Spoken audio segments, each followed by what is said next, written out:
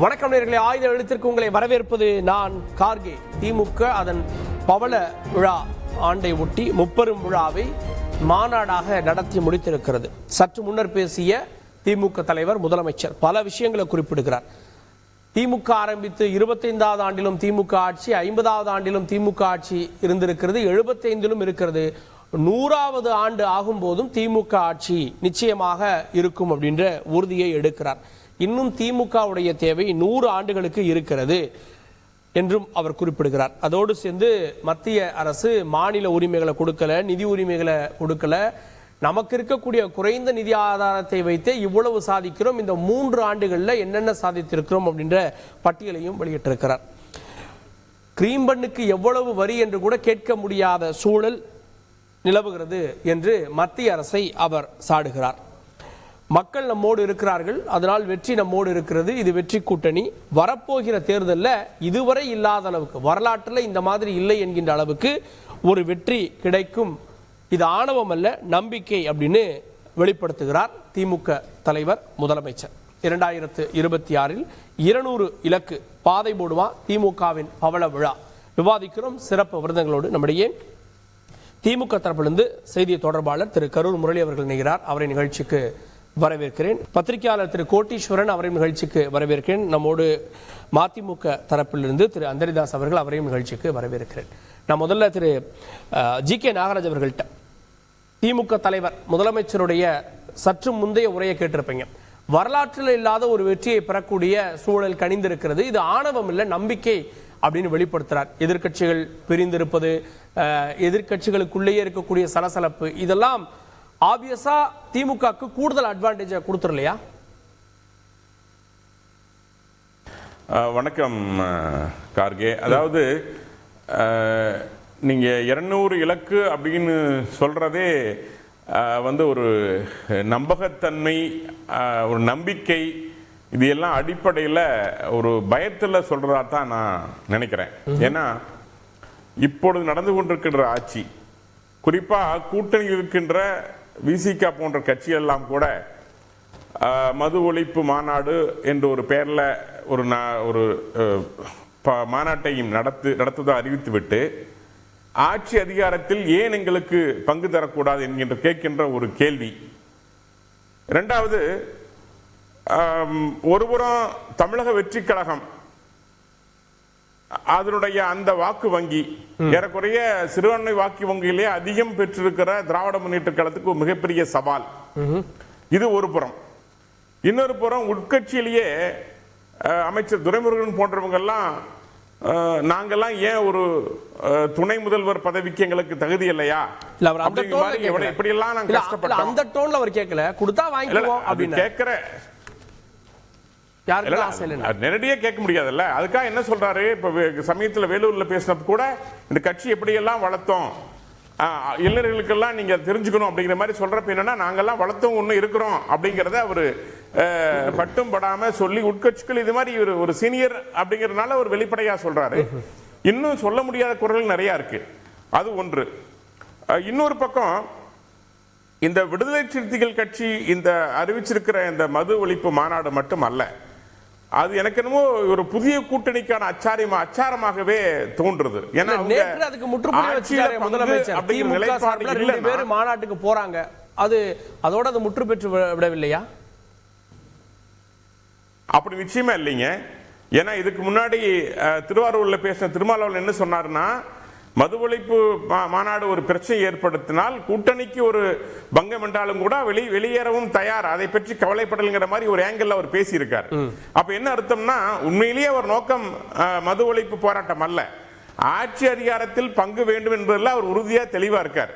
2026 விசிக மட்டுமல்ல, அவளோடு இருக்கிற கூட்டணி கட்சிகள், உதாரணத்துக்கு காங்கிரஸ்ல ஏற்கனவே இந்த குரல் எழும்பி இருக்கிறது. அதனுடைய தலைவர் சொன்னாரு, எத்தனை நாளைக்கு நாங்க இப்படி கைகட்டி நிற்பது, எங்களுக்கு அதிகாரத்தில் பங்கு இல்லையாங்கிற மாதிரி ஒரு கேள்வி எழுப்பி அடுத்த நாளே அதற்கு கார்த்தி சிதம்பரம் கூட அதுக்கு ஆதரவு கொடுத்து அதுக்கு அடுத்த நாள் அப்படியே அமுங்கி போச்சு. ஆக என்னுடைய பார்வை எப்படி இருக்குது அப்படின்னா, ஒருபுறம் அந்த கூட்டணி 2026 கூட்டணி எப்படி இருக்கும்னா, ஒருபுறம் திராவிட முன்னேற்ற கழகத்துடைய கூட்டணியாக இருந்தாலும் கூட இன்றைய நிலையில் இருக்கிற மாதிரி இருக்குமான்னு சொல்ல முடியாது. ஒன்று. இரண்டாவது, அதிமுக மூன்றாவது பாஜக, நான்காவது நாம் தமிழர் இயக்கம். அதே போல ஆட்சி அதிகாரத்தில் பங்கில்லை என்று ஒரு நிலைப்பாடு திமுக எடுத்தால் விடுதலை சிறுத்தைகள் கட்சி, தமிழக வெற்றி கழகம், ஏன் காங்கிரஸ் இவரெல்லாம் சேர்ந்து கூட ஒரு புதிய கூட்டணியை உருவாக்கலாம். அந்த கூட்டணி திமுகவுக்கு ஒரு மிகப்பெரிய பலத்த அடியாக இருக்கும். ஒன்று. இன்னொன்று, இந்த கடந்த 4 ஆண்டு கால 3 ஆண்டு கால ஆட்சியில திமுக செய்ய தவறிய பல விஷயங்கள் முதல்வர் சொல்றாங்க, பலவற்றை பட்டியலிடுறாங்க. ஆனா நீண்ட கால பிரச்சனை, இவங்க பேசுற சமூக நீதி, தீண்டாமை ஒழிக்கப்பட்டதா, இதையெல்லாம் திமுக கணக்கில் எடுத்துக்கொண்டு பார்த்தா திமுக தொடங்கி ஏறக்குறைய 75 ஆண்டு கால ஆட்சியில 1967 துவங்கப்பட்டது இன்னைக்கு வரைக்கும் தீண்டாமை ஒழிக்கப்பட்டிருக்கிறதா, சமூக நீதி காக்கப்பட்டிருக்கிறதா? நிச்சயமா அதுக்கு 0 மார்க் தான். சோ என்ன நோக்கத்திற்காக இவர்கள் சொன்னார்களோ, இந்த திமுகவை நாங்க ஏன் தோற்றுவித்தோம் அப்படின்னு சொன்னாங்களோ, அந்த நோக்கம் நிறைவேற காரணத்தால இது முழுமையாக ஒரு கமர்ஷியல் ரீதியான திராவிட மாடல். இது ஆட்சியே ஒரு குடும்பம் மட்டும் ஒரு குடும்பம் மட்டும் பங்கேற்று அவர்கள் மட்டும் தமிழகத்தை ஆளுவதற்கான உருவாக்கப்பட்ட திராவிட மாடல் அப்படிங்கிற கான்செப்ட்ல வர்றப்போ திராவிட மாடலுக்கு வர்ற தேர்தல்ல பலத்த அடி காத்து கொண்டிருக்கிறது. கேப்போ திரு கரூர் முரளிட்ட நடைமுறையில புதிய கட்சியினுடைய வருகை திமுக கூட்டணிக்குள்ளேயே இப்ப நேற்று வரை விவாதித்துக் கொண்டிருந்தோம். திருமாவுடைய நிலைப்பாடு என்ன அப்படின்னா, இது போன்ற ஒரு சூழல்களா இருக்கப்போ 200 இடங்கள் சாத்தியமா? நடைமுறையில பல கட்சிகள் தனித்திருந்தாலும் எப்படி 200 இடம் கிடைக்கும் அப்படின்னு கேள்வி எழுப்புறாங்கல்ல. சரி, தொடர்ந்து நம்ம முரளியை நம்ம தொடர்பு கொள்ளலாம். நான் திரு அந்தரிதாஸ் அவர்கள்ட்ட வரலாற்று வெற்றியை பெறுவோம் இதுவரை இல்லாத அளவுக்கு அப்படின்னு முதலமைச்சர் சொல்றாரு. இந்த வரலாற்று வெற்றி அப்படின்றது ஒரு கட்சினா பரவாயில்ல, புதிய கட்சிகள், புதிய வரவிருக்கு.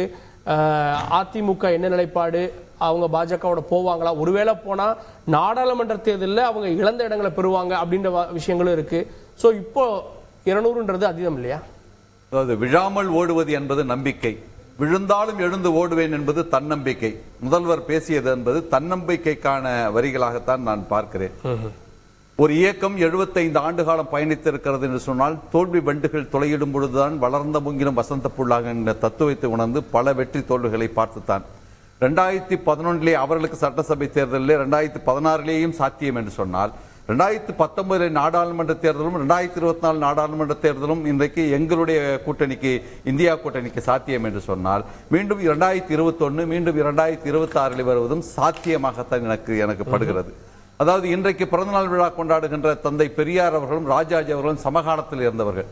ஒருவர் கடவுள் இல்லை என்று சொன்னார், ஒரு ஆன்மீகவாதி. 2 பேரும் 94 வயது வரை வாழ்ந்தார்கள். ஆனால் 50 வருடத்திற்கு பிறகும் பெரியார் இன்றைக்கு பேசும் பொருளாக இருந்து கொண்டிருக்கிறார். அண்ணாவும் அப்படித்தான் இருந்து கொண்டிருக்கிறார். இவர்கள்லாம் பெருஞர் அண்ணா, தந்தை பெரியார் அவர்களெல்லாம் ஆழ உழுது நீதி பயிர் வளர்த்த மண்ணில் இந்துத்துவா என்பது இன்றைக்கு நிச்சயமாக வேர்பிடிக்க செய்யக்கூடாது என்கின்ற எண்ணத்தோடு தான் 7 ஆண்டு காலமாக எங்களை போன்ற கூட்டணி கட்சிகள் உணர்வோடு பிஜேபி தடம் பதித்து விடக்கூடாது என்கின்ற எண்ணத்தோடு தான் இன்றைக்கு இருந்து கொண்டிருக்கிறோம். வரலாறு இன்றைக்கு கொஞ்சம் திரும்பி இருக்கிறது. 1955 பொதுவாக இந்த செப்டம்பர் மாசத்துல தான் அண்ணா திராவிட நாடு இதழில் எழுதினாரு. என்ன எழுதினாருன்னு சொன்னா, வடக்கு வாழ்கிறது தெற்கு தேய்கிறதுன்னு சொன்னார்.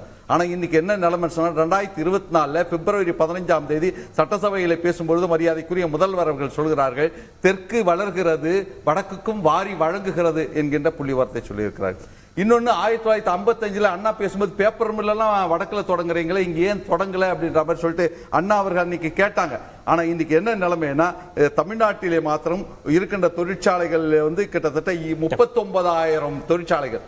ஆனா இவர் குஜராத் மாடல்னு சொல்லிட்டு ஒரு குறியீடு வச்சிருக்காங்களே, அங்க 10,000 தொழிற்சாலைகள் கம்மியா தான் இருந்திருக்குது. ஆகவே இன்றைக்கு ஜிஆர்ல இன்றைக்கு நாங்கள் தான் முன்னணியில் இருக்கிறோம். கல்வி உரிமை வேண்டும் என்று பேசப்பட்ட அந்த நீதி கட்சியின் காலத்தில் இருந்து இன்றைக்கு கல்வியிலே ஜிஆர்ல சிறப்பாக பங்களித்துக் கொண்டிருக்கின்ற எங்களை ஏன் எங்களுடைய உரிமையை பறிக்கிறீர்கள் என்று கேட்கின்ற அந்த காலகட்டத்திலே இன்றைக்கு ஒரு தொகுதியில மாத்திரம் கிட்டத்தட்ட 40,000 பேர் பேருந்துல பயணம் பண்றாங்க. ஒரு தொகுதியில மாத்திரம் கிட்டத்தட்ட 50,000 பேர் உரிமை தொகைப்படுத்த இருக்காங்க.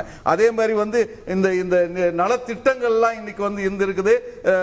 புதுமை பெண் திட்டம், தமிழ் புதல்வன் திட்டம், காலை உணவு திட்டம், இவைகள்லாம் பெற்றோர்களை போய் சென்றடைந்திருக்கிறது. ஆகவே எந்த விதத்திலும் 26 நிச்சயமாக ஆட்சி அமைவதற்கான எல்லா கூறுகளும் சிறப்பாக அமைந்திருக்கின்றன. அதுக்கு கட்டியும் கூறுகின்ற வகையில் ஒரு ஆட்சி 3 ஆண்டுகள் சாதனை செய்திருக்காருன்னா எந்த ஆட்சியும் சொல்லுவாங்க, இவர்களும் பட்டியலிடுறாங்க. அவர் சொல்ற மாதிரி அதை தாண்டி பல விஷயங்கள் இருக்கு. இன்னைக்கு அதிமுக ஒரு மெகா கூட்டணி அமைச்சா என்ன ஆகும்? இப்போ பாஜக தனித்து இருக்கிறது, பாஜக தனித்தே தான் இருக்குமா அப்படின்ற கேள்வி இருக்கு. விஜய் வர்றாரு, இதெல்லாம் பாதிக்காதுன்னு சொல்ல முடியும்? இவங்க இருக்கின்ற அரசியல் சூழலை வச்சு அவங்க சொல்ல, நாங்க ஜெயிப்போம் சொல்ல, அவங்க பிரிஞ்சிடுவாங்க, அவங்க கூட்டணியில உடைபட்டு வந்துடும், அவங்க கொள்கை மாறுபாடு வந்துச்சு. இது கொள்கை மாறவே கிடையாது. நாங்க வித்தியாசமாக இன்றைக்கு அணுகுமுறை தவறு எங்க சரி என்று பட்டால் சார்ந்து நிற்கிறோம், தவறு என்று சொன்னால் தட்டி கேட்கிறோம். சொன்ன மாதிரி 8 மணி நேரத்தை 12 மணி நேரம் ஆக்கும் பொழுது எங்க திமுக தோழமை தொழிற்சங்கங்கள் தான் தட்டி கேட்டது. இப்பொழுது கூட போக்குவரத்து துறையிலே தனியார் மையம் சொல்லும் பொழுது அதையும் நாங்கள் தான் தட்டி கேட்டுட்டு இருக்கோம். தட்டி கேட்பது என்பது அவர்களுக்கு உணர்த்துகிறோம், அவருடைய அரசாங்கத்துடைய கவனத்திற்கு நாங்கள் கொண்டு வருகிறோம். அப்படியே தவிர இது காழ்ப்புணர்ச்சியில் எழுப்பப்பட்ட பிரச்சனைகள் கிடையாது.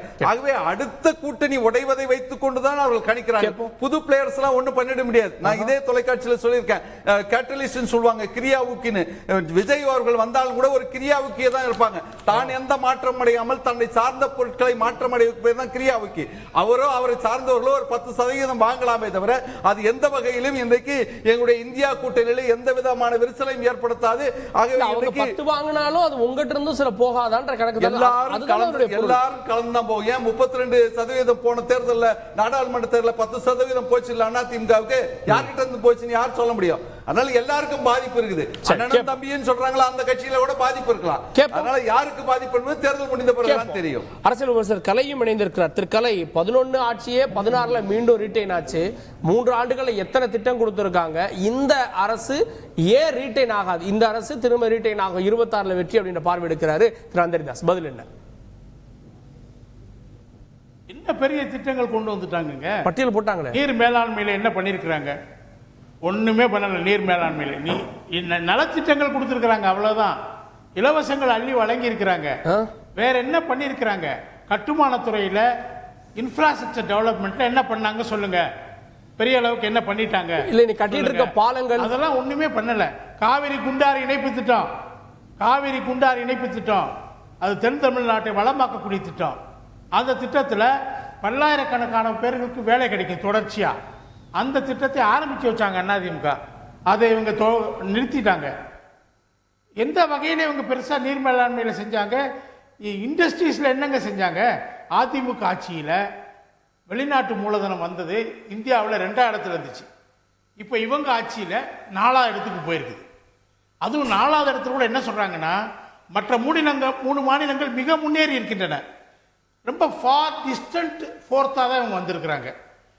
இந்த தமிழ்நாட்டை ஹரியானா போன்ற சின்ன மாநிலங்கள், இமாச்சல பிரதேசம் நெருக்கி கொண்டிருக்கின்றன. அவங்க எந்த நேரத்தில் நம்மளோட மேல போக வாய்ப்பு இருக்குது. அதனால சும்மா இந்த 7000 கோடி வரை வந்துட்டோம்னு சொல்றாங்க. ஆந்திர முதல்வர் போயிட்டு என்ன, தெலுங்கானா முதல்வர் போயிட்டு எவ்வளோ வாங்கிட்டு வந்தார்? அமெரிக்காவில் போய் அவர் 34,000 கோடி நிதி திரட்டிட்டு வந்தார். கர்நாடக முதல்வர் 28,000 கோடி நிதி திரட்டிட்டு வந்தார். நம்ம 7,000 கோடியை பெருசா பேசிட்டு இருக்கிறோம். அதுல பல நிறுவனங்கள் இங்க இருக்கு. இல்ல சார், நம்ம பொருளாதாரம், ஜிடிபி, இல்ல நம்ம பொருளாதாரம், ஜிடிபி இதெல்லாம் தாண்டி சமூக நல திட்டங்கள் இலவசம்னே வச்சுக்கோங்க. இலவசங்களுக்கு ஒரு பெரிய தாக்கம் இருந்திருக்கு சார். ஏன் சார் கிரைண்டர் கொடுக்கலையா, மிக்சி கொடுக்கலையா? அது 16 தேர்தலில் எதிரொலிக்கலையா? பாருங்க, அதெல்லாம் கரெக்டுங்க. அதுதான் எதிரொலிச்சா நம்ம உறுதியா சொல்ல முடியாது. இலவசங்கள் கொஞ்சம் கான்ட்ரிபியூட் பண்ணும், அதுவே கான்ட்ரிபியூட் பண்ணிடாது முழுக்க. உதாரணமா நீங்க மகளிருக்கு 1000 ரூபாய் மாத உதவித்தொகை கொடுக்கறாங்க. அதே மகளிர் மீது 3 முறை மின் கட்டணங்களை உயர்த்தி, எல்லா கட்டணங்களையும் உயர்த்தி 5000 ரூபாய் மாத செலவை, அதிக சுமையை அவங்க மேல சுமத்தி இருக்கிறாங்க. 1000 கொடுத்துட்டு 5000 பறிக்கிறாங்கிறப்ப அதை அந்த மகளிர் யோசிக்க மாட்டாங்களா? இந்த ஆட்சிக்கு எதிராக கடுமையான அதிருப்தி இருக்குங்க. நாடாளுமன்ற தேர்தலில் எதிரொலிச்சிருக்குது. இவருடைய வாக்கு வங்கி 40 இடங்கள் ஜெயிச்சதா எதிரொலியா சார்? 40 இடங்கள் வெற்றி பெற்றது எதிரொலியா? அது உங்க கருத்து. 40 இடங்கள்ல ஜெயிச்சாங்கிற நான் ஏத்துக்கிறேன். ஆனா ரெடியூஸ்டு மார்ஜின்ல ஜெயிச்சிருக்கிறாங்க. 2019 நாடாளுமன்ற தேர்தலில் வாங்கின வாக்குகளை வைத்து பார்க்கும்போது 10% வாக்குகள் அந்த கூட்டணிக்கு குறைந்திருக்கிறது. அந்த 10% எங்க போச்சு? அதான் என்னுடைய கேள்வி. அது பாஜகவுக்கு போச்சு. பாஜகவுக்கு போனதுன்னு அவங்க தெரிஞ்சதுனாலதான் இந்த இந்துக்களை தாஜா பண்ற காரியத்துக்காக அவங்க பழனியில முருகனுக்கு காவடி எடுக்க ஆரம்பிச்சிட்டாங்க. முருகன் மாநாடு நடத்தினாங்க. பகுத்தறிவுவாதிகள் முருகனுக்கு காவடி எடுக்க ஆரம்பிச்சாங்க. என்ன எதுக்காக? பாஜக இந்துக்கள் வாக்குகளை தங்களிடமிருந்து பறித்துக் கொண்டு அதிமுக வாக்குகள் பாஜக போலையா சார்? சாஃப்ட் இந்துத்துவ கையில் எடுத்திருக்காங்க. அதிமுக வாக்கு பாஜக போலையா? கேட்டாரு அந்தரிதாஸ் கேட்டாரு. அதிமுக 2019 நாடாளுமன்ற தேர்தலில் விட கூட்டணி பலமில்லாத ஒரு கூட்டணியில் இருந்து அது 1% வாக்குகள் கூட வாங்கி இருக்குது. சரி, அவங்களுக்கு எப்படி போச்சு சொல்லுவீங்க? திமுக தான் 20 தொகுதி 35 தொகுதி 10% போயிருக்குது. அதனால நீங்க இந்த அதிருப்தி மட்டுமில்ல, தத்துவார்த்த ரீதியாக இவர்கள் பாஜக பக்கமா கொஞ்சம் கொஞ்சமா நகர ஆரம்பித்திருக்கிறார்கள். அதுக்கு முத்தாய்ப்பாக தான் பழனியில முத்தமிழ் முருகன் மாநாடு.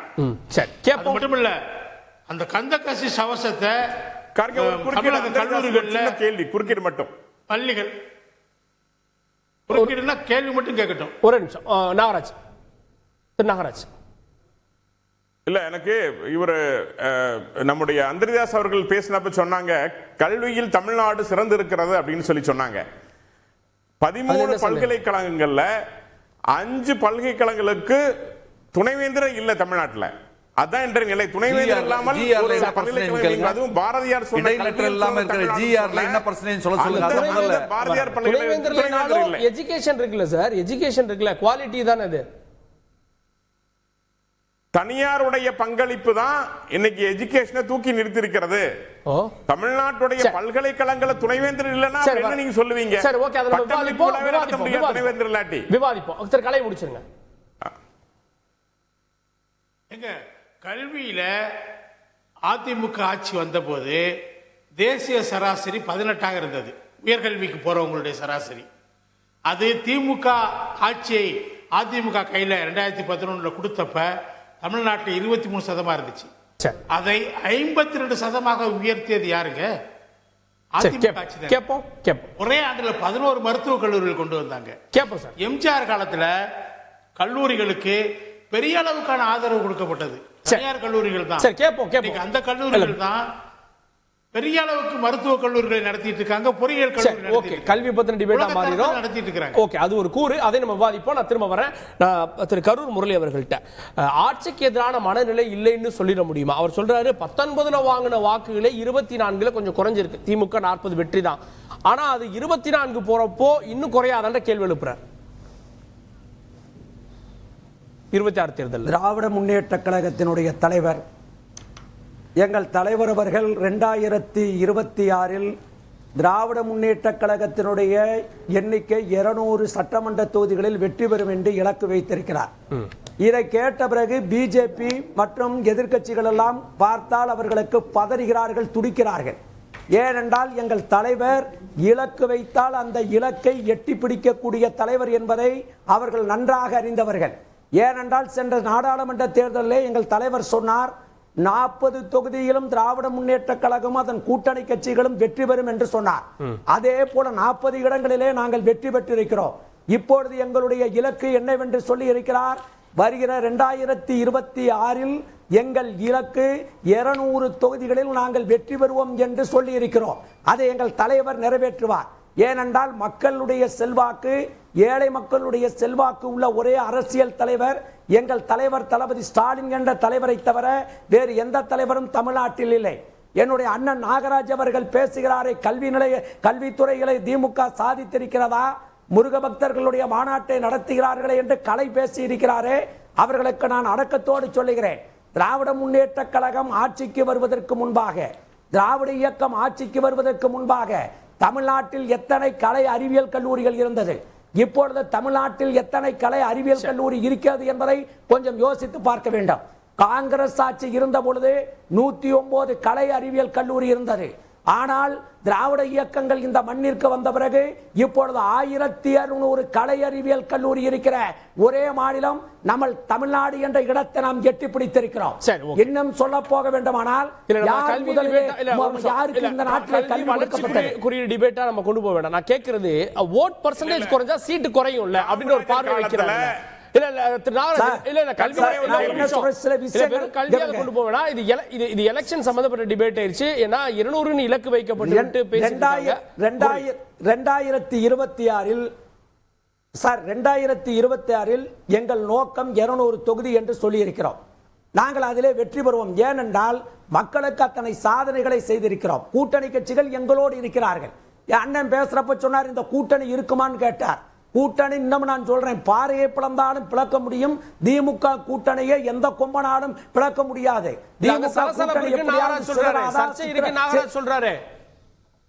சலசலப்பே இல்ல அவர் என்ன சாதனையை பட்டியலிடுங்க சார். என்ன நாங்க செய்யல சொல்லுங்க. தமிழ்நாட்டு மக்களுக்கு, ஏழை மக்களுக்கு வேண்டிய அந்திரிதாஸ் அவர்கள் சொன்னதை சொல்லுங்க. இல்ல, அந்திரிதாஸ் அவர்கள் சொன்னதை போல காலை உணவு திட்டத்தை இந்தியாவிலேயே செய்த மாநிலம் எங்கள் தமிழ்நாடு. தமிழ் புதல்வன் திட்டம், படிக்காத பிள்ளைகளுக்கு படிக்க வைக்க வேண்டும் என்பதற்காக திட்டம். இன்னும் இல்ல, நான் சொல்றேன், உங்களுக்கு மக்கள் மத்தியில் செல்வாக்கு கிடையாது சார். நீங்க சாதனையை சொல்லுங்களேன். ஏதாவது பிஜேபி தமிழ்நாட்டுக்கு இதை நாங்க கொடுத்திருக்கோம் சொல்லுங்களேன். இத்தனை கோடியை கொடுத்திருக்கோம் சொல்லுங்களேன். தமிழ்நாட்டு மக்களை அவமானப்படுத்துவதற்காக ஒரு கட்சி இருக்கிறது என்றால் அது பிஜேபி கட்சி. தமிழர்களை அவமானப்படுத்துவதற்காக இருக்கிறது ஒரு கட்சி அவதாரம் எடுத்திருக்கிறது என்றால் அது பிஜேபி கட்சி. நீங்கள் தமிழ்நாட்டுக்கு ஏதாவது செய்திருக்கிறீர்களா? தமிழ்நாட்டுக்கு தர வேண்டிய நிதியை கூட தரவில்லை. ஆனால் எங்கள் தலைவர் எங்கள் கையில் வைத்திருக்கிற நிதியை வைத்துக் கொண்டு ஏழை மக்களுடைய கண்ணீரை துடைப்பதற்காக ஒரு ஆட்சி நடத்தி கொண்டிருக்கிற ஆட்சி எங்கள் தலைவர் தளபதியினுடைய ஆட்சி. சமூக நீதி நிறைவேறவில்லை என்று சொல்கிறீர்களே. இந்தியா முழுவதும் சமூக நீதி நீங்க செஞ்ச சாதனைகளை பட்டியலிடுங்கன்னு சொல்றேன். சாதனையை பட்டியலிடுறோம். உங்க சாதனையை நீங்க பட்டியலிடுங்கன்னு சொல்றேன். எங்க பட்டியலிடுங்க. நீங்க கொடுத்த வாக்குறுதி நீங்க என்ன செஞ்சீங்க? என்ன செஞ்சிருக்கீங்க? நாங்க என்ன நிறைவேற்றல நீங்க சொல்லுங்க. நான் நிறைய சொல்ல முடியும். நாங்க என்ன நிறைவேற்றல? 50 லட்சம் பேர் கழிப்பறை கட்டி கொடுத்திருக்கிறோம். 50 லட்சம் வீடுகள் கட்டி கொடுத்திருக்கிறோம். எங்க கட்டி கொடுத்திருக்கீங்க? குடிநீர் 50 லட்சம் குடிநீர் இணைப்பு கொடுத்திருக்கிறோம். முத்ரா வங்கி கடன் கொடுத்திருக்கிறோம். விஸ்வகர்மா திட்டம் கொண்டு வந்திருக்கிறோம். நான் பட்டியலிட்டா நேரம் போதாது நண்பரே. திமுகவின் சாதனைகளை சொல்லுங்க. அவர் கேட்டாரு, சும்மா கேளுங்க. குண்டார் இணைப்பு கேட்டாரு, செஞ்சீங்களா? காமராஜர் காலத்துக்கு அப்புறம் எத்தனை அணைகள் கட்டுனீங்க? விவசாயத்துக்கு என்ன செஞ்சீங்க? நீங்க வெறும் 1000 ரூபாய் 500 ரூபாய் கொடுத்து வாக்கு வங்கி அரசியல் பண்றதை விட தமிழ்நாட்டு மக்களுக்கு என்ன பண்ணுவீங்க? மதுவிலக்கு சொன்னீங்க, மதுவிலக்கு கொண்டு வந்தீங்களா? கள்ளச்சாராயம் தமிழ்நாடு அரசியலை தெரியவில்லை. போதைப் பொருள் செலவழித்தது அரசியல் தெரியாமல் நீங்கள் வந்து டிபேட்ல உட்கார்ந்திருக்கீங்க. அரசியல் தெரியாம விவாதத்தில் இருக்காதீங்க. அதை பற்றி நீங்கள் சொல்ல முடியுமா? அதாவது எங்க ஆட்சி அணைக்கட்டலைன்னு சொல்றீங்களே, எங்க ஆட்சி அணைக்கட்டலைன்னு சொல்றீங்களா? நான் சொல்லட்டுமா? நான் எத்தனை அணைக்கட்டலைன்னு சொல்லட்டுமா? கருமை வீரர் காமராஜர் கூட 12 அணை தான் கட்டியிருக்கிறார். ஆனால் காமராஜ் குண்டார் அணை யார் கட்டினது? நான் கேட்கிறேன். 42 அணை தமிழ்நாட்டில் கட்டியிருக்க சார். கலைஞர் ஆட்சி இந்தியாவிலே கலைஞர் ஆட்சி பொருட்கள் ஆட்சி வீடு கட்டி தந்தேன்னு சொன்னீங்களே. மத்திய அரசாங்கம் எவ்வளவு வீடு கட்டுறதுக்கு ஒதுக்குறீங்க? 50 லட்சம் வீடு கட்டி நீங்க எவ்வளவு வீடு கட்டி கொடுத்தேன்னு சொல்றாரு நாகராஜ். 50 லட்சம் வீட்டுக்கு எவ்வளவு கொடுத்தீங்க? இல்ல நான் கேட்கிறேன், 50 லட்சம் வீட்டுக்கு எவ்வளவு கொடுத்தீங்க? நாங்க எவ்வளவு கொடுத்தோம்? மாநில அரசுக்கு எவ்வளவு கொடுத்தீங்க? சரி, கேப்ப திட்டங்கள் வாரியா நம்ம பேசலாம். ஓகே, நான் வரேன். நீங்க பேச கூடாது. பிஜேபி பேசவே கூடாது. நீங்க உட்கார்ந்து சார், திரும்ப வர. நீங்க உட்கார்ந்து தகுதி இல்ல. நான் திமுகவின் சாதனையை கேக்குறேன். பிஜேபி இல்ல இல்ல வர கொள்ளிடத்தில் கட்டிய தடுப்பணை காணாமல் போய் விட்டது. அத பத்தி சொல்லுங்க. கொள்ளிடத்தில் கட்டிய தடுப்பணை திமுக நாங்க தான் கட்டணும். யார் கட்டினது? ஒரு நிமிஷம் விவாதம் அதோட நிக்கும். திரு கோட்டீஸ்வரர், இந்த மாநாடு செய்யல, சும்மா வாயில வர சொல்றது. என்ன கேக்குறேன், நீங்க ஆட்சிக்கு வந்தீங்களே, என்ன சாதனை சொல்லுங்க. செஞ்சு திமுக என்ன செஞ்சு, அதிமுக என்ன செஞ்சு பேசுறீங்க. பார்வை வாங்கிடலாம் முதல் சுற்றுல. திரு கோட்டீஸ்வரர், இந்த மாநாடு நேற்று வரை நம்ம பேசிட்டு இருந்த விஷயம், விசிக என்ன நிலைப்பாடு எடுக்கும்? தனி கூட்டணியா இல்ல அதிமுகவா அப்படின்ற கேள்வியெல்லாம் இருந்தது. திமுக சார்பில் பங்கேற்கிறாங்க. இன்னைக்கு மாநாட்டில் வரலாற்று இல்லாத வெற்றி. அப்படின்ற ஒரு விஷயத்தை முன்வைக்கிறாங்க. ஸோ இதெல்லாம் பார்க்குறப்போ இது தேர்தலுக்கு முழு மூச்சாக திமுகவை தயார்படுத்தக்கூடிய மாநாடா? முதல்ல தந்தி நேயர்களுக்கு முதல் வணக்கம் பார்க்குறவங்களுக்கு. இன்றைக்கி மாநாடில் பார்த்திங்கன்னா திமுக தொண்டர்களை உற்சாகப்படுத்தியுள்ளார் முதல்வர் அவர்கள். அப்போது கட்சிக்கு என்ன தேவை அப்படின்னு ஒரு ஒரு வியூகத்தை அமைச்சு கொடுத்துருக்கிறாரு. என்ன வியூகம்னா 2026 திருப்பி திமுக தான் வரணும், திமுக 100 வருடத்துக்கு அதனுடைய தேவை மக்களுக்கு இருக்கிறது அப்படின்ற ஒரு செய்தியை சொல்லிட்டு 25 வருஷம் நீங்கள் அதை அழகாக கோடிட்டு காமிச்சிங்க. இதெல்லாம் சொல்லிட்டு 200 அப்படின்ற அந்த நம்பர் வராரு. இதையே தான் பாஜகவும் பண்ணாங்க. தேர்தலுக்கு முன்னாடி அவங்க என்ன பண்ணாங்கன்னா 400 சீட்டில் நாங்கள் ஜெயிச்சிருவோம் அப்படின்னு சொல்லிட்டு ஒரு பிம்பத்தை கட்டமைத்து அதை மக்களை நம்ப வைத்து மக்கள் இனிமேல் இவங்க தான் வந்துருவாங்க போல திருப்பி அப்படின்னு சொல்லிட்டு கிட்டத்தட்ட அது ஒரு மூளை செலவின் கூட நான் பார்ப்பேன் ஒரு பத்திரிகைக்காரனா. அந்த வேலையை இன்னைக்கு திமுகவும் செய்கிறது. அப்ப திமுக இந்த வேலையை செய்கிறதுனால திமுக ஜெயிக்கிறதுக்கு சாத்தியக்கூறு இருக்குன்னா மிக பிரகாசமா இருக்கிறது. அதற்கு உபயதாரர்களாக 2 முக்கிய பேர் இருப்பாங்க. ஒன்னு பிளவுபட்ட அதிமுக, இன்னொன்னு மக்களை வஞ்சிக்கிற பாஜக.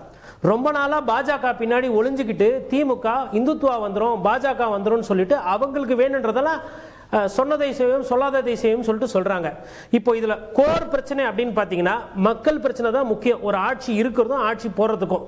அப்ப மக்களோட பிரச்சனைகள் இருந்து பார்க்கணும், இல்ல மக்கள் இதை எப்படி புரிஞ்சுக்குவாங்க அப்படின்னும் போது நம்ம அதை டீகோட் பண்ணணும். ஏன்னா கிட்டத்தட்ட 3 வருஷம் ஆகிவிட்டது திமுக. இப்போ அரசுக்கு சாதகமான பார்வைகள்னு பாத்தீங்கன்னா ஒரு 9 காரணிகள் இருக்கு. அரசுக்கு எதிரான காரணிகள் பார்த்தா ஒரு 11 இருக்கு. நான் கடகடன் உடனே பட்டியலிட்டுறேன், ஏன்னா இது எல்லாமே மக்கள் பிரச்சனை. இப்ப திமுக என்ன நினைக்குது, ஏன் 200ன்னு அவங்கள எங்க இருந்து அந்த நம்பிக்கை வருது அப்படின்னா அதிமுக திமுக வாக்கு விகிதாச்சாரம் 3% தான். அந்த 3% கம்மியா இருந்தா கூட அவங்க ஏன் இதை நம்புறாங்க, நாங்க 2020 திருப்பி ஜெயிப்போம்னா, ஒன்னு பிளவுபட்ட அதிமுக, ரெண்டாவது விஜயோட அரசியல் வருகை. அவங்க என்ன நினைக்கிறாங்கன்னா விஜய் நம்மளை எதிர்த்து ஓட்டு வாங்கினா கூட அது அதிமுக போற ஓட்டு தான், அதை விஜயை வாங்கிட்டா அப்ப பிளவுபட்ட கூட்டணி, பிளவுபட்ட பாஜக, பிளவுபட்ட அதிமுக, பாஜக, விஜய் வருகை, சீமான் அவர்களோட அந்த பேச்சு, திமுக எதிர்ப்பு பேச்சு. அப்போ திமுக எதிர்ப்பு ஓட்ட சீமான் அவர்களும் பிரிக்க போறாரு. அதுக்கப்புறமா பாத்தீங்கன்னா அவங்களுக்கு ஜிஎஸ்டி, மத்திய அரசினுடைய பிரச்சனைகள், இந்த பெட்ரோல், இது 5வது காரணி.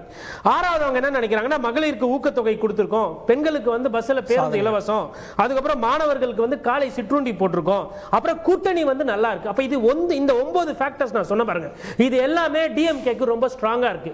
கூட்டணி உறுதியா இருக்கு, மாணவர்களுக்கு காலை சிற்றுண்டி, பெண்களுக்கு இலவச பஸ், அதுக்கப்புறம் மகளிர் உதவித்தொகை, பிளவுபட்ட அதிமுக, விஜய் வருகை, சீமானனோட அரசியல், பிஜேபி எதிர்ப்பு, ஜிஎஸ்டி, இதெல்லாம் இவங்களுக்கு சாதகமா இருக்கு.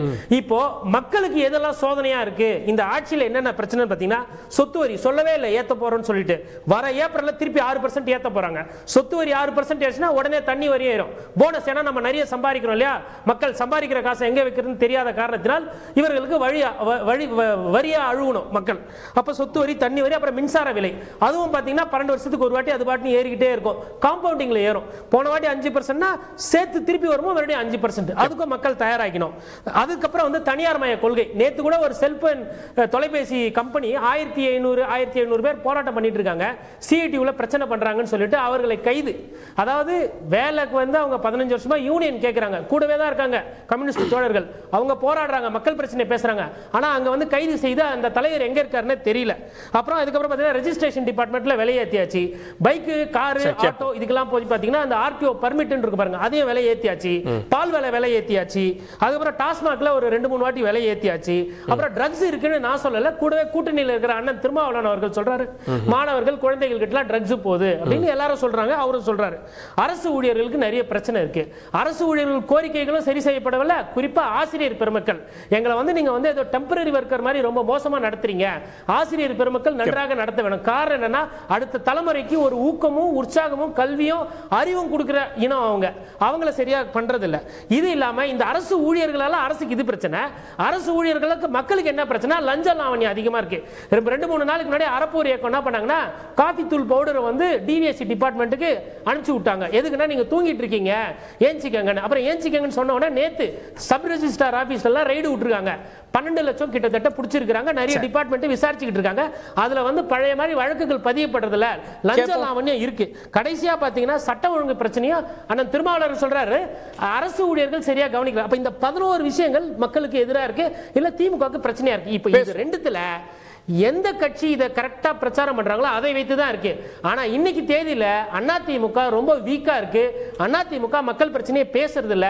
பிளவுபட்ட அதிமுகவிலும் பாஜகவினாலும் திமுக ரொம்ப கான்பிடென்டா இருக்காங்க. இந்த நிலை நீடிக்கும் என்றால், ஏன்னா 9 இருக்கு, ஒரு சில விஷயத்தை சரி செய்தாங்கன்னா இந்த பாராமீட்டர்ஸ் பிளஸ் ஆச்சுன்னா திமுக ஆட்சி மறுபடியும் வரும் அப்படின்றது தான் இன்னைக்கு முதல்வர் வந்து பேசியிருக்கிறார். கேட்போம், விலை ஏற்றம் இன்னும் இருக்கிறது, அது வந்து கிராஜுவலா ஏறிட்டு இருக்கு. பால் விலையா இருக்கட்டும், அடுத்து ஏதாவது ஒரு விலையேற்றம் வந்து அதெல்லாம் பாதிக்காத, இது சாமானியனை பாதிக்காத, இது தேர்தல் நேரத்தில் எதிரொலிக்கும் அப்படின்ற பார்வையை பத்திரிகையாளர் எடுக்கிறார். அது சில டிராபேக்ஸ் வந்து இருக்கத்தான் செய்யும். எந்த ஆட்சியாக இருந்தாலும் வந்து குற்றம் குறைகள் இருக்கத்தான் செய்யும். இந்து பத்திரிகையில் வந்து கடந்த வாரம் ஒரு கட்டுரையில் எழுதியிருந்தாங்க, 10 achievements of DMK is the blueprint for other states அப்படின்னு சொல்லியிருக்காங்க. அதில் குறிப்பாக சொல்லும்போது ட்ரிபிள் யூ, அதாவது மின் அணு உற்பத்தி, ஈஸ் ஆஃப் டூயிங் பிஸ்னஸ், ஒரு தொழிலை தொடங்குவதற்கான அந்த உகந்த இது உபகரணங்கள் தருவது, அதுக்கு பிறகு எக்ஸ்போர்ட் ஏற்றுமதி, இவைகளிலே முன்னணி நிற்குது. தனிநபர் வருமானத்தை பொறுத்தவரை மத்திய அரசு ஒன்றிய அரசு ஒரு கணக்கீடு வெளியிட்டிருக்கு. அதில் என்னன்னா தனிநபர் வருமானத்தை தேசிய சராசரி வந்து ஒரு நபருக்கு 1 லட்சம் மாதம் 1,75,000 ரூபாய், பீகாரில் 40,000, உத்தரப்பிரதேசில் 70,000 தான். ஆனால் தமிழ்நாட்டில் மாத்திரம் 2,41,000 ரூபாய். அதே மாதிரி மல்டி டைமென்ஷனல் பவர்ட்டி இண்டெக்ஸில் சராசரி வந்து தேசிய சராசரி 33%, குஜராத்தே 22% மாடல் சொல்றாங்களே. ஆனால் தமிழ்நாடு 2.2% தான் இருக்குது. NEP பத்தி சொன்னாங்க. NEP வந்து நேஷனல் எஜுகேஷன் பாலிசி அமுலுக்கு வந்தால 235ல் 50% வந்து GER வரும்னு சொன்னாங்க, இடைநிற்றல் இல்லாமல். ஆனா இப்பொழுதே வந்து அந்த தேசிய அதுல தான் தமிழ்நாடு முந்தி இருக்குதுன்னு நம்ம சொல்றோம். அண்ணன் கலை அண்ணன் சொன்னாங்க, என்னன்னா தொழிற்சை என்ன மூலதனம் வந்துச்சு அப்படின்னு சொன்னாரு. உள்ளதையும் கோட்டை விட்டீங்களே நீங்க. உங்க இதுல இருந்தா போர்டு கம்பெனியும் உண்டாய் கம்பெனியும் வேற மாநிலத்துக்கு போச்சு, ஃபாக்ஸ்கானும் நோக்கியாவும் வேற மாநிலத்துக்கு போச்சு. அந்த நோக்கியாவை கூட்டிட்டு வந்து தொழில்நுட்பத்தில் ஒரு 400 கோடி வந்து வர வச்சு ஒரு 1,500 ரூபாய்க்கு வேலை இந்த ஆட்சி தான் ஏற்பாடு பண்ணிருக்குது. அதுக்கு பிறகு வந்து 4000 கோடி மூலதனத்தில் இயங்குற மகேந்திரா கம்பெனி வேற மாநிலத்துக்கு போயிடுச்சு. மூடிட்டு போயிட்டாங்க. இப்ப மறுபடியும் திறக்க வச்சிருக்காங்களே, இப்ப மறுபடியும் திறந்திருக்காங்க. போர்டு வந்து ஒர்க் ஆயிட்டு இருக்குது. அதே மாதிரி மகேந்திரா கம்பெனி 4000 கோடி மூலதனம், அது வேற மாநிலத்துக்கு. சார் உங்க நேரத்துல பேசுங்க. 25 லட்சம் டன் ஒரு நாளைக்கு மெட்ரிக் டன் தயாரிக்கிற ராம்கோ சிமெண்ட் இன்றைக்கு கர்னூலுக்கு போயிடுச்சு. சென்ட் கோபைனுடைய செகண்ட் யூனிட் ராஜஸ்தான்ல இருக்கிற பிவாண்டிக்கு போயிடுச்சு. உள்ளதும் கோட்டை விட்டுட்டீங்க. ஆனா இன்னைக்கு புதிய மூலதனத்தை கொண்டு வந்து சேர்த்து இருக்கிறாங்க. அப்கோர்ஸ் உடனடியாக இது மெட்டீரியலைஸ் ஆகாது. ஒரு வருஷம் 2 வருஷம் ஆகலாம். இருந்தாலும் அதற்குண்டான முன்முயற்சிகளை இந்த அரசாங்கம் எடுத்திருக்கிறது. அந்த இன்வெஸ்டர்ஸ் மீட்டை வந்து வெற்றிகரமாக முடித்திருக்கிறது. நிறைய பேர் இங்கிருந்து போனவர்களே மீண்டும் அழைத்து வந்து, அது இல்லாம இவங்க பிஜேபி சொல்றாங்க அவங்களுக்கு என்ன அருகதை இருக்குன்னு தெரியல. செமிகண்டக்டர் யூனிட் வந்து 73,000 கோடியில கோவையில் இருக்கிற சூலூர்ல வரதா இருந்தது. ஆனா இவங்க என்ன பண்ணாங்க, நீங்க குஜராத்துக்கு வாங்க, நீங்க குஜராத்துக்கு வந்தா 16,000 கோடி மூலதனத்திலே தரோம், மூலதனமாவே தரோம், நீங்க வந்து கட்டத்த வேண்டிய அவசியம் இல்லைன்னு சொல்லிட்டு அதை கொண்டு போய் குஜராத்துக்கு போட்டிருக்காங்க. ஆனா இருந்தாலும் கூட இப்போது செம்மஞ்சேரியில அந்த செமிகண்டக்டர் யூனிட்டை மீண்டும் இந்த தமிழக அரசாங்கம் ஒரு மெமரண்டம் ஆஃப் அண்டர்ஸ்டாண்டிங், புரிந்துணர்வு ஒப்பந்தம் போட்டு இருக்கிறது. ஆகவே இவற்றையெல்லாம் சரி செய்வதற்கும் நேரம் பார்த்திருக்கிறது. அதனால எங்களை பொறுத்தவரை தெளிவா இருக்குது. நம்ம பத்திரிகை பொருளாதார குறியீடுகள் ரொம்ப முக்கியமானது, அதுல மாறுபட்ட கருத்து. ஆனா பொருளாதார குறியீடுகள் டு தி எக்ஸ்டெண்ட் போறப்போ காமன் மேனை நேரடியா பாதிக்கும், ஒரு அளவு வரை அது வந்து பாதிக்காது. ஆனா அவனுடைய அடிமடியில கை வைக்கிற மாதிரி அவர் சொன்ன மாதிரி விலையேற்றங்கள் நேரடியா நீங்க மகளிருக்கு 1000 கொடுக்கறதால மகிழ்ச்சி அடைகிறாங்களா? மகிழ்ச்சி அடைகிறாங்க. ஆனா அதே நேரத்தில் விலையேற்றம் இருந்தா துக்கப்படுறாங்களா அப்படின்னு கேள்வியை முன்வைக்கிறாங்க. இது வந்து வேர்ல்டு வைட் பினாமினா, இங்க மாத்திரம் இருக்கிறது இல்ல. போதைன்னு சொன்னார்ல யாராவது, அது வேர்ல்டு வைட் பினாமினா. அதற்கான திறவுகோல் வந்து குஜராத்ல இருக்கிற முந்த்ரா துறைமுகம் தான் வந்து. நான் சொல்லல, உள்துறை அமைச்சர் அமித்ஷா சொல்றாரு, 3/3/2023 சொல்றாரு, பல மடங்கு 13 மடங்கு இங்க தான் வந்து இறங்குது, இங்க இருந்தா டிஸ்ட்ரிபியூட் ஆகுதுன்னு. அதனுடைய திறவுகோலே குஜராத்ல இருக்கிற முந்த்ரா துறைமுகமாகுது. இது வந்து வேர்ல்டு வைட் பினாமினா, இந்தியா முழுவதும் வியாபித்திருக்கிற ஒன்று. தமிழ்நாட்டுக்கு மாத்திரம் சொல்ல முடியாது. விலைவாசி என்பது இந்தியா முழுவதும் இருக்குது. நீங்க முதல்ல கட்டுப்படுத்துங்க. இல்ல கலால் வரி குறையும் போதெல்லாம் அப்ப வந்து பெட்ரோல் விலை அவங்க ஏன் குறைக்கல? அதே வந்து அவங்க பண்ணிக்கணும். இப்போ கூட செஸ்லையும் சர்ச்சார்ஜ்லயும் 42% வந்து 14 நிதிக்குழு 15வது நிதிக்குழு 42% தரணும் இருக்குது வந்த வரியில. ஆனா இன்னைக்கு என்ன பண்ணாங்க, செஸ் சர்ச்சார்ஜ் அந்த விலையை ஏத்தி மாநில அரசுக்கு வஞ்சம் செய்து கொண்டு இருக்கிறது. விலையேற்ற இந்தியா ஃபுல்லா இல்லையான்னு கேட்கிறாரு சார். தமிழ்நாடு மட்டும் தான் சிக்கு உண்டதா அப்படின்ற நாகராஜ் கார்கே குறுக்கீடு சொல்லுங்க. இல்ல இப்போ இல்ல அவரு அதிமுக ஆட்சியில மதுவிலக்கு மாநாடு நடத்தப்பட்டது, மதுவிலக்கு போராட்டம். ஆனா திமுக ஆட்சியில மதுவிலக்கோடு போதைப் பொருள் ஒழிப்பு மாநாடும் சேர்த்து நடத்துகிறது விசிக. அப்ப எந்த அளவுக்கு போதைப் பொருள் உள்ள ஊடுருக்குன்னு பாருங்க. குஜராத் இன்னொரு சாதனையும் சொல்ல முடியும். நண்பர் சாதனை பத்தி கேட்ட ஒரு சாதனை சொல்ற திமுக சாதனை 2021-22 33,000 கோடி மதுவிலக்கு. கஞ்சா விற்பனையில் மதுவிலா வருமானம் 33,000 கோடி. 22-23ல 44,000 கோடி வருமானம். 23-24ல 52,000 கோடி வருமானம். மதுவை விற்று சாதனை படுத்திருக்கிறது தமிழக அரசு. 18 மாநிலங்கள்ல உங்களுக்கு எவ்வளவு வருவாய் சொல்லுங்க. மூடிட்டீங்களா நீங்க? அடுத்த மாநிலத்தை பத்தி பேசுறீங்க. மதுவை வைத்து சாராய விற்பனை வைத்து ஒரு அரசு நடக்குதுன்னா தமிழ்நாடு அரசு தான். மது பிரச்சனையை தவிர்த்து குடி பிரச்சனையை தவிர்த்து வேற எதுவுமே இல்ல. அந்த அளவுக்கு மோசமான கொலைகள் குற்றங்கள் விலையேற்ற இந்தியா ஃபுல்லா மற்ற மாநிலங்களை பாதிக்கவே இல்லையா? மற்ற மாநிலங்களே விலைவாசி ஏறுது இல்ல? நிச்சயமா இல்லைங்க. தமிழ்நாட்டுல தக்காளி விலை, பூண்டு விலை, காய்கறி விலை உயர்வுக்கு எந்த மாநிலத்திலும் இல்ல. ஏனென்றால் இவங்க கொடுத்த எந்த வாக்குறுதியும் நிறைவேற்றல. ரேஷன் கடையில காய்கறி கொடுப்பேன்னு சொன்னாங்க, விவசாயிகள்ட்ட நேரடியா நாங்கள் கொள்முதல் பண்ணுவோம்னு சொன்னாங்க. எதை செய்தார்கள்? நீர் மேலாண்மைக்கு என்ன செய்தார்கள்? விவசாயிகளுக்கு என்ன செய்தார்கள்? சொல்லுங்க. கொடுத்த வாக்குறுதி நிறைவேற்றப்படவில்லை. அது மட்டும் இல்ல, திமுக நண்பர் கேட்டார், நான் சொல்றேன். நேற்றைய தினம் 434 கோடியில சர்வதேச கண்டெய்னர் மையம் ஆரம்பிக்கப்பட்டிருக்கிறது துபாயில, தூத்துக்குடியில மத்திய அமைச்சர் சோனாவல் வந்து தூக்கி வச்சிருக்காரு. இது மிகப்பெரிய ஒரு மாற்றம். 5 ட்ரில்லியன் நோக்கி போறக்கான ஒரு பெரிய மாற்றம் தமிழ்நாட்டில் நடைபெற்றிருக்கிறது. இதை பற்றி திமுக பேசுகிறதா? ஏதாவது வளர்ச்சி திட்டத்திற்கு திமுக அடித்தளம் அமைக்கிறதா? கோயம்புத்தூர்ல 3 கிலோமீட்டர் கடப்பதற்கு 3 மணி நேரம் ஆகுது. சென்னையில டிராபிக்ல நடக்க முடியல. கட்டமைப்பு வசதிக்காக என்ன செய்தது? கட்டமைப்பு இல்லாமல் எப்படி நாடு முன்னேறும்?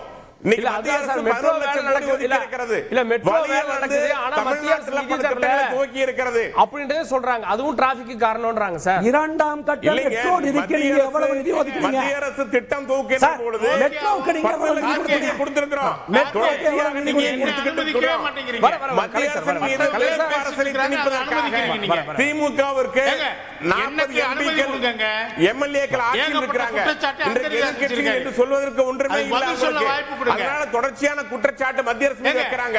நிதின் கட்காரி சொல்றாரு, எங்களுடைய திட்டங்களுக்கு அவர்கள் நிலமளித்து தருவதில்லை, நிலத்தை சட்டங்களை நிறைவேற்ற முடியவில்லை.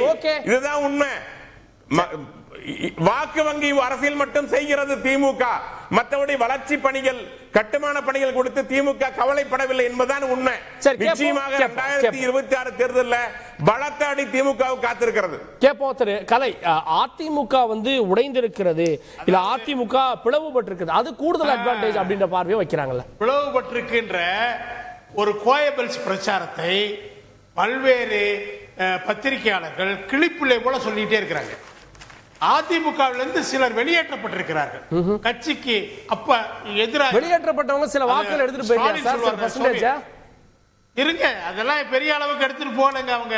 அதனாலதான் எங்களை இணைச்சுக்கோங்க கேட்டுட்டே இருக்கிறாங்க. பெரிய அளவுக்கு வாக்கு போனா அவங்க கட்சி ஆரம்பிச்சிருப்பாங்க, போகல.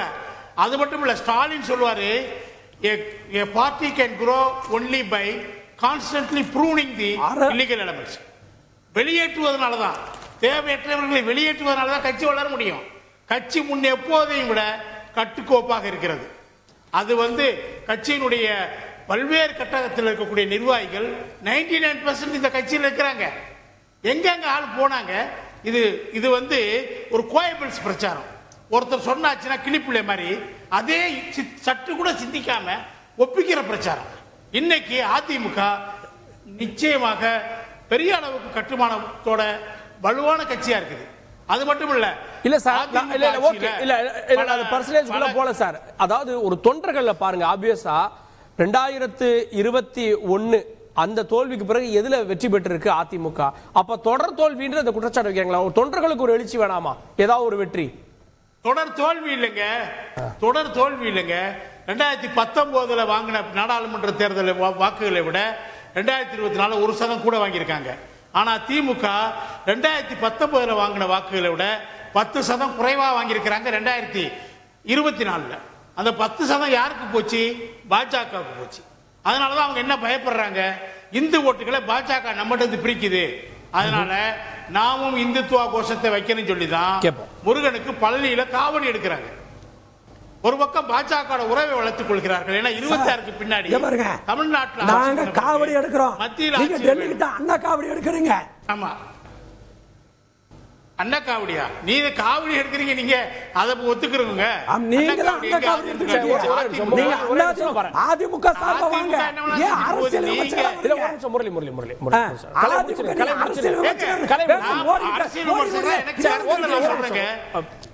இல்ல ஒரே நிமிஷம்,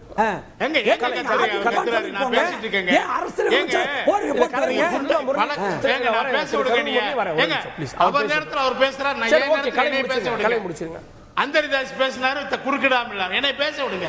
அந்தரிதாஸுக்கு நான் பதில் சொல்லணும். ஃபாக்ஸ்கானும் மற்ற ஒரு ஷெல் கம்பெனியும் இங்க விட்டு போயிடுச்சு அதிமுக ஆட்சியில. ஏன் போனா? அவனுடைய 8 வருஷம் அவனுக்கு டாக்ஸ் ஃப்ரீ கான்ட்ராக்ட் இருந்துச்சு, முடிஞ்ச உடனே போயிட்டான். இன்னொரு மாநிலத்தில் போய் டாக்ஸ் ஃப்ரீ வாங்குறான். உங்க இதுல மெட்ரோ ரயில் பெட்டியில் செய்யக்கூடிய அந்த அந்த ஏங்க நான் பேசிட்டு இருக்கேன், நீ குறுக்கிடாதீங்க. அப்ப என்னைய சொன்னீங்கல குறுக்கிடாதீங்க, நீங்க குறுக்கிடாம இருங்க. அந்த அரசியல் நாகரிகத்தை நீங்க கடைபிடிங்க. இல்ல நாகரிகத்தை மெட்ரோ பெட்டியில செய்யக்கூடிய ஆந்திராவுக்கு எங்க போச்சு? தமிழ்நாட்டுக்கு வந்த அந்த திட்டம் ஆந்திராவுக்கு எங்க போச்சு? செமிகண்டக்டர் பல கோடிகள், பல்லாயிரம் கோடிகள், அது எங்க போச்சு? உங்களுக்கு என்ன வருமானம்? 7000 கோடி நீ கொண்டு வந்திருக்கீங்க அமெரிக்கா போயிட்டு. கடந்த மாதம் தெலுங்கானா முதல்வர் அங்கே போயிட்டு 38,000 கோடி கொண்டு வந்திருக்காரு. அதே கர்நாடக மாநில முதல்வர் போய் அங்கிருந்து 24,000 கோடி கொண்டு வந்திருக்காரு. நீங்க 7,000 கோடி அதுவும் உங்க பணத்தை தான் போட்டு கொண்டு வர்றீங்கிற குற்றச்சாட்டு உங்களுக்கு இருக்குது. அதிமுக காலத்துல கொரோனா காலத்திலேயே பேச விடுங்க. அதிமுக காலத்துல கொரோனா காலத்திலேயே 18,000 கோடி வந்துச்சு. அன்னைக்கு இது லேட்டஸ்டா இருக்கக்கூடிய நீங்க ஆர்பிஐ கணக்கீடு படி பார்த்தா அதிமுக தான் அதிக அளவு எஃப்டிஐ வெளிநாட்டு மூலம் இருந்து கொண்டு வந்திருக்கிறது. 2ஆம் இடத்துல இருந்தது அதிமுக காலத்தில், இப்ப 4ஆம் இடத்துக்கு போயிருக்குது. அது டிஸ்டன்ட் 4ங்கிறான். 3 இடங்கள்ல ஃபர்ஸ்ட் 3 மாநிலங்கள் இருக்கு. 4வது பாஜக திமுக ஆட்சியில ரொம்ப தள்ளி போயிருக்குது. நீங்க என்ன பண்ணாலும், காவடி எடுத்தாலும் சரி, நீங்க வேல் யாத்திரை நடத்தினாலும் சரி, 2026 உங்களுக்கு இல்ல. சரி கேப்போம். மக்களுக்கு அதிருப்தி இருக்குது. முதல்ல வெளியே வர போகுது. வாக்குகள் ஃபோக்கஸ் இதெல்லாம் திமுகவுடைய அச்சத்தை காட்டுதுன்றாரு. வாக்கு வெளியேறுதுன்ற அச்சத்தை காட்டுதுன்னு கலை சொல்றாரு. பதில் என்ன சார்? திமுகவை பொறுத்தளவு எங்களுக்கு அச்சம் கிடையாது. ஐயா அவர்கள் பேசிய பொழுது சொன்னார், அதே போல நாகராஜ் அவர்கள் பேசுகிற பொழுது சொன்னார், நீர்நிலைகளிலே திமுக முக்கியத்துவம் தருவதில்லை என்று.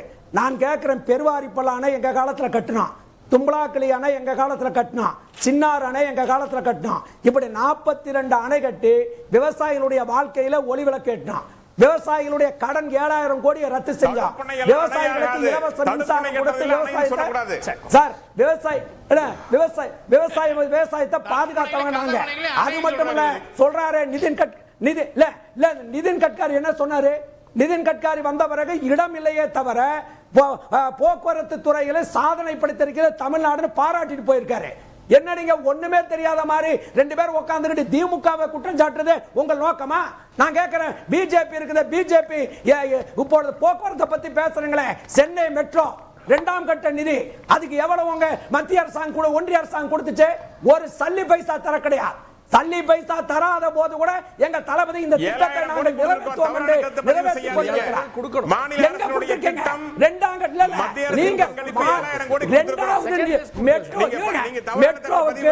2வது நிதி நிதிக்கு நீங்க 5 பைசா தரல. இல்ல 5 பைசா தரல. நீங்க முதல்ல கொடுத்த பணம் கணக்கு கொடுக்கல. முதல்ல கொடுத்த பணத்துக்கு கணக்கு கொடுக்கல. முறைப்படி நீங்கள் தணிக்கை எடுக்கவில்லை. எங்க சென்னை நீங்க மத்திய அரசுடைய நிதியை வாங்கிட்டு முறையாக என்ன பேச விடுங்க சார். ஏன் சார் பயப்படுறீங்க? ஏன் உங்களுக்கு ஒரு பயம் வருது? ஏன் பயம் வருது? பேச விடுங்க. நம்ம வந்து சிக்கி சேரஞ்சமே சென்னையை காப்பாத்துங்களா? காஞ்சிபுரத்துக்கு நீங்க உதவி செஞ்சீங்களா? செங்கல்பட்டுக்கு உதவி செஞ்சீங்களா? தூத்துக்குடிக்கு உதவி செஞ்சீங்களா? திருநெல்வேலிக்கு உதவி செஞ்சீங்களா? கன்னியாகுமரிக்கு செஞ்சீங்களா? எந்த இடத்துக்கு ஒரு பைசா தரல. வந்துட்டாங்க 2 பேரு, 2 அமைச்சர் வந்தாங்க. எல்லாமே மத்திய அரசு பார்த்து உங்களுக்கு என்ன வேலை? உள்துறை அமைச்சர் வந்தாங்க. எல்லாமே மத்திய அரசு பார்த்து கொண்டால் மாநில அரசுக்கு என்ன வேலைன்னு கேக்குறேன். ஒரு நிமிஷம் அரசு நான் மத்திய அரசு எதுக்கு இருக்கணும்னு கேக்குறேன். மாநில அரசுக்கு பிரச்சனை என்றால் உதவாத மத்திய அரசு 10 லட்சம் கோடி கொடுத்திருக்கிறோம் கணக்கு எடுத்து பாருங்க. 10 லட்சம் கோடி கொடுத்திருக்கோம் கிடையாது. நீங்க முதல்ல அதாவது பிஜேபி பொய் பேசுவதற்காகவே பிறக்கப்பட்ட கட்சி. நீங்க தமிழ்நாட்டில் கால் உணவ முடியாது, கை உணவ முடியாது, எழுதி வச்சுக்கங்க. என்ன செஞ்சிருக்கீங்க தமிழ்நாட்டில்? பாதுகாக்கிற தலைவர் எங்கள் தலைவர் இல்ல, ஒரே நிமிஷம். திமுக தலைவர் சொல்றாரு 100 ஆண்டுகள்ல திமுக ஆட்சி, திமுகவுடைய 100வது ஆண்டுலயும் திமுக ஆட்சின்றார். ஆனா பாஜக மாநில தலைவர் இல்ல, ஒரு கட்சி தனித்து ஆட்சி தமிழ்நாட்டில் முடிஞ்சிருச்சு, இனிமே அமைச்சா கூட்டணி கட்சி 1000 ஆண்டுகள் ஆனாலும் திமுக இருக்கும், பிரச்சனை தீராது. பிரச்சனை தீர்க்கிற எண்ணம் திமுக இல்லை. அதனாலதான் பிரச்சனை இருக்கிறது. சமூக நீதி ஒழிந்ததா? சாதிய மாற்றம் ஒழிந்ததா? எப்படி பிரச்சனை தீர்ப்பாங்க? சமூக நீதி பிரச்சனை தான் ஒழியணும். ஒரு நிமிஷம் முரளி, நீங்க என்ன பேசவே விட மாட்டீங்க. முரளி மட்டும் பேசட்டும். உங்களுக்கு தமிழ்நாட்டில் திமுக காரன பயம் இருக்குல்ல, இந்த பயம் திமுக காரன பேச விட்டோம்னா நம்ம காணா போயிடுவோம்னு தெரியும். நான் கேக்குறேன், சமூக நீதி திமுக, சமூக நீதி உங்களுடைய சாதனைகளை பட்டியலிடுங்க. நீங்க ஒண்ணுமே செய்யாம எப்படியா திமுக மீது குற்றம் சொல்லணும்னே உட்கார்ந்திருக்கீங்க. நான் கேக்குறேன், மெட்ரோவுக்கு 2ஆம் கட்ட நிதி எங்க சொல்லுங்க. ஏதாவது தமிழனுக்கு ஒரு மரியாதை இருக்கா? ஒரு அன்னபூர்ணா என் அண்ணன் கோயம்புத்தூர் முதல் கட்டமாக வாங்கிய நிதிக்கு கணக்கு கொடுங்க நண்பரே. ஒரு கோயம்புத்தூர் அவமானப்படுத்தினாரு. நீங்க கொஞ்சமாவது அச்சப்பட்டீங்களா? 32,000 கோடி ஒதுக்கப்பட்டிருக்கிறது. சரி, ஓகே. முதலமைச்சர் பேசியிருக்காரு. இல்ல, எங்க நீங்க ஒதுக்குறீங்க? கிரீம் பண்ணுக்கு என்ன ஜிஎஸ்டி பேசியிருக்காரு, நம்ம பேசுவோம். நான் திரு கோட்டீஸ்வரன் அவர்கள்ட்ட அதிமுக பலம் வந்துருச்சு, பிளவுபட்டுருச்சு. மண்ணுக்கு ஜிஎஸ்டி இல்ல, பன்னுக்கு ஜிஎஸ்டி இல்ல, கிரீமுக்கு ஜிஎஸ்டி கேக்குறாரு சீனிவாசன். பதில் சொல்ல முடிஞ்சதா? சரி, ஓகே ஓகே, நம்ம அதையும் கேட்போம். திரு கோட்டீஸ்வரன், அதிமுக பிளவுபட்ட மாதிரி ஒரு தோற்றத்தை ஏற்படுத்துறாங்க. அப்படிலாம் கிடையாது. வரப்போற சட்டமன்றத்தில் நாங்க ஜெயிப்போம் எடப்பாடி சொல்றாரு, கலையும் சொல்றாரு. நான் பேசுகிற பேச்சு ஒரு சில அரசியல் விமர்சகர்களை கொஞ்சம் கோபப்படுத்து அப்படின்னா, நான் இல்ல கோவப்படுத்துது அப்படின்னா நான் என் வேலையை கரெக்டாக செய்கிறேன்னு அர்த்தம். நான் பத்திரிகையாளர், விமர்சனம் பண்ணுவேன். ஒருத்தருக்கு சாதகமாக ஒருத்தருக்கு பாதகமாக பேச வேண்டிய கட்டாயம் எனக்கு இல்லை. அதன் அடிப்படையில் 8 தேர்தலில் அதிமுக தோல்வி. கடந்த தேர்தலில் இடைத்தேர்தலில் ஒரு பிரதான எதிர்க்கட்சி தேர்தலே நிற்கல. 9 தேர்தல் தோல்வி, 10 தேர்தல் தோல்வி வந்துடும் சொல்லிட்டு இன்னைக்கு அதிமுக ஒரு காலத்தில் இருந்துட்டு வெளியில போனவங்க பிரச்சாரம் பண்ணிட்டு இருக்காங்க. நான் அதை தான் சொல்றேன். அதை ஏத்துக்கிற பக்குவம் இல்லைன்னா அந்த கட்சி அம்போன்னு போனா அது ஏன் பிரச்சனை கிடையாது, அது அவங்களோட பிரச்சனை. இதுல எல்லா அரசியல் கட்சியும் மக்களுக்கு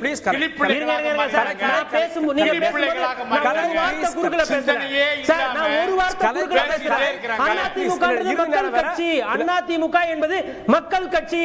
உங்களோட கருத்துக்கு உங்க கருத்து நீங்க பேசிட்டீங்க. நான் ஒரு குறுக்குல வந்தா நான் மக்கள் பிரச்சனை பேசிக்கிட்டு இருக்கேன். அதிமுக என்பது மக்கள் சொத்து, பிரதான எதிர்க்கட்சி பலமாக இருக்கணும், அதற்கு பேசிக்கிட்டு இருக்கிறேன்.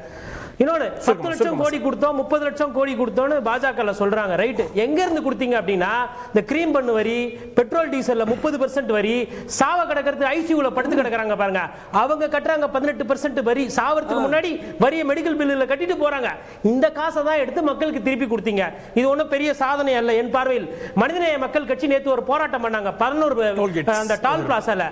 அதுல என்ன பண்ணாங்கன்னா, மாநில காவல்துறை பரனூர்ல அதாவது மக்கள் மனிதநேய கட்சி தோழர்கள் மீது வழக்கு பதியப்பட்டாங்க. என்னன்னா, அந்த டேர்ம் முடிஞ்சு போச்சு, சுங்கவரி வசூல் பண்ணக்கூடாது. சுங்கவரி கால தாமதம் முடிஞ்சும் கூட அவங்க மக்கள் கிட்ட பணம் வாங்குறாங்க, கொள்ளையடிக்கிறாங்க, பகல் கொள்ளை. அதுக்கு போய் இவங்க போராட்டம் பண்ணதுக்கு போராட்டக்காரர்கள் மீது வழக்கு பதியப்பட்டது. ஆனா அவங்க கண்ணெதிரில் அக்ரிமெண்ட் முடிஞ்சு காசு வாங்குறாங்க. இதற்கு மாநில அரசோ எதிர்க்கு இல்ல, மாநில அரசு சார்பா மாநில அமைச்சர் வலியுறுத்துறார். இது மாதிரி கிட்டத்தட்ட 4 டோல்கேட் சென்னை சுத்தியே சொல்றாரு. அது மத்திய அரசு தான் அறிவிக்கணும், அது வரைக்கும் அது இயங்கும் அப்படின்றாங்க. எங்க மத்திய அரசா மாநில அரசான்றது பிரச்சனை கிடையாது. தமிழக மக்கள் பாதிக்கப்படுறாங்க. அப்ப பாஜகவும் திமுகவும் அந்த இடத்துல நீங்க ஒத்துமையா இருக்கிறீங்களா? நீட்டு பிரச்சனை, அதுக்கப்புறம் துணைவேந்தர் பதவி இல்லைன்னாங்க. இதற்கு காரணம் திமுக கிடையாதுங்க. அதற்கு காரணம் ஐயா ஆளுநர் ரவி அவர்கள். புரியுதுங்களா? ரவி அவர்கள் தான் துணைவேந்தர் செலக்ஷன்ல தலையிட்டு கையெழுத்து போடாம போனதுனால நிறைய இடத்துல கிராஜுவேஷன் சர்டிபிகேட் மாணவர்கள் கிடைக்காம கஷ்டப்பட்டுக்கிட்டு இருக்காங்க. இவங்களோட அந்த அரசியல்ல பாதிக்கப்படுறது மாணவர்கள். இதுல இன்னொன்னு ரொம்ப முக்கியமான ஒரு பிரச்சனை என்னன்னா, அரசு கல்லூரி அரசு ஸ்கூல்ஸ்னால வந்து எதுவும் பெருசா இம்ப்ரூவ் ஆகல. ஐயா அப்துல் கலாம் கொடுத்தது அரசாங்க பள்ளிக்கூடம். மயில்சாமி அண்ணாதுரையுமே பாராட்டி பேசி இருக்கிறாரு. இவர்கள் இந்த மாதிரி அறிவாளிகள்லாம் வந்திருக்கிறாங்க. அதனால வந்து தனியார்ல வந்துட்டு வரவங்க அப்படின்றது ஃபீஸுக்கு அவசரமோ தனியார் மருத்துவமனை நல்லா ட்ரீட்மெண்ட் பண்றாங்க, ஆனா காசு வாங்கிட்டு பண்றாங்க. ஆனா அதிகமான உயிரை காப்பாத்துறது அரசாங்கம் நடத்துற மருத்துவமனை தான். ஓகே, நான் எல்லாத்தையும் இறுதி கருத்து 200 இலக்கு சாத்தியமா? ஒரே ஒரு சார், ஒரே ஒரு நிமிஷம் லாஸ்ட், ஒரே ஒரு நிமிஷம் சார், ஒரே நிமிஷம் முடிச்சிருங்க. ஒரே ஒரு தக்காளி பூண்டு விலை எல்லாம் ஏறிடுச்சுன்னு சொல்லிட்டு அண்ணன் சொன்னார், நாகராஜ் அண்ணன். ஒரே ஒரு கோரிக்கை, பெட்ரோல் டீசல் விலைய வரி இப்ப ரொம்ப கம்மியா இருக்கு, கச்சா எண்ணெய் ரொம்ப கம்மியா இருக்கு. அம்மையார் நிர்மலா சீதாராமன் கிட்ட பேசினாங்கன்னா, பேசி குறைச்சாங்கன்னா 24 மணி நேரத்துல தக்காளி பூண்டு விலை புளி விலை எல்லாம் குறைஞ்சு போயிடும். ஓகே, ஒரே ஒரு சாத்தியமா? சாத்தியம் தான் சார். நோக்கியா பாக்ஸ்கான் வந்து இல்ல ஒரே நிமிஷம், ஒரு நோக்கியா பாக்ஸ்கான் வந்து பீரியட் முடிஞ்சிருச்சுன்னு சொன்னாரு. இல்ல 15,000 பேருக்கு சம்பள பாக்கியெல்லாம் வச்சு நடுரோட்ல வச்சு தான் விட்டுட்டு போனாங்க. நீ வந்து பர்சன்டேஜ் பத்தி சொன்னாரு. பர்சன்டேஜ் வந்து கடல்ல புயல சந்திச்சியா சுறாவை சந்திச்சியான்றதுல கரை சேர்ந்தியான்றது 6 தேர்தல்ல கரை சேர்ந்திருக்கிறது. 7வது முறையும் திமுக கரை சேரும். சாத்தியமா? கலை ஒரே வரி எல்லாத்தையும் ஒரே செய்தியை ஏங்க, இந்த இது கூட வந்து இது கூட இந்த குண்டாயே போயிடுச்சுன்னு சொன்னாரு. குண்டா இங்க தான் இருக்குது. அது குண்டா இங்க தான் இருக்குது. எங்க போயிடுச்சு? அதிமுக போயிடுச்சுங்கிறாரு. எத்தனை பொய்களை சொல்றாங்க? சிரி சிட்டிக்கு மெட்ரோ வண்டிகளை செய்யற அந்த கான்ட்ராக்ட் சென்னைக்கு வந்துச்சு, சிரி சிட்டிக்கு போயிடுச்சு. என்ன பண்ணிட்டு சாத்தியமா? அது மாதிரி நான் பேசுறது என்னன்னா, ஏங்க சாத்தியம் இல்லங்க, நிச்சயமா அவங்களுக்கு எதிராக அதிருப்தி அதிகமாக இருக்கிறது. அதிருப்தி 26 வந்து 200 தொகுதி சாத்தியம் நோக்கி தான் போகும். அது வரும் சார். 2026 200 தொகுதி சாத்தியம். எழுதி வைத்துக் கொள்ளுங்கள். திமுக முதல் தேர்தல் களத்திற்கு வந்தபோது 5 இடத்தில் வெற்றி பெற்றோம், 62 50 இடத்தில் வெற்றி பெற்றோம். ஆட்சி வருகிற பொழுது 134 இடத்தில் வெற்றி பெற்றோம். அதன் பிறகு 184 இடம். இப்பொழுது திமுக 200 இடங்களில் வெற்றி பெறும். ஒரே வரி நாகராஜ், அவர் நிறுத்துங்க, அப்பதான் பேச முடியும். ஒரே வரி சார். கார்கே, நிச்சயமாக 2026 மிக கடுமையாக திமுகவுக்கு வெற்றி என்பதே பெரும் சிரமமாக இருக்கும். நிச்சயமாக வாய்ப்பில்லை. 5 முனை போட்டியும் ஏற்படலாம். ஒன்று. இரண்டாவது, வரி இல்லாம அரசு நடத்த முடியாது. பத்திரிகையாளர் தெரிஞ்சுக்கணும். கடந்த ஆட்சியில் வாங்கின கடன், பெட்ரோல் கடனை நாம கட்டிட்டு இருக்கோம். அதனாலதான் வந்து பெட்ரோல் டீசல் விலை குறைக்க முடியல. முடிச்சலாம். கோடீஸ்வரன் 200 சாத்தியமா? சார், 200 சாத்தியம் வந்து எப்படின்னா, பிளவுபட்ட எதிர்க்கட்சிகள் அவங்க கூட்டணி பெரிய மெகா கூட்டணி அமைக்கலனா 200 சாத்தியம் இல்ல. 200 வரன்றதுக்கு இல்ல, ஆட்சியை திருப்பி பிடிக்கணும்ன்றதுக்கு தான் அந்த 200ன்றதை அவங்க ஃபிக்ஸ் பண்றாங்க. பொறுத்து பார்க்கலாம் 200 இலக்கு சாத்தியமா அப்படின்றத. இன்னும் கிட்டத்தட்ட 1.5 ஆண்டுகள் இருக்கிறது. அரசியல் நிகழ்வுகளை பொறுத்து பார்க்கலாம். வாதத்தில் பங்குண்ட சிறப்பு விருந்தினர்கள் அனைவருக்கும் நன்றி. பார்த்தவங்களுக்கும் நன்றி. நீங்களே தொடர்ந்து நீங்கள் தந்தி தொலைக்காட்சியுடன்.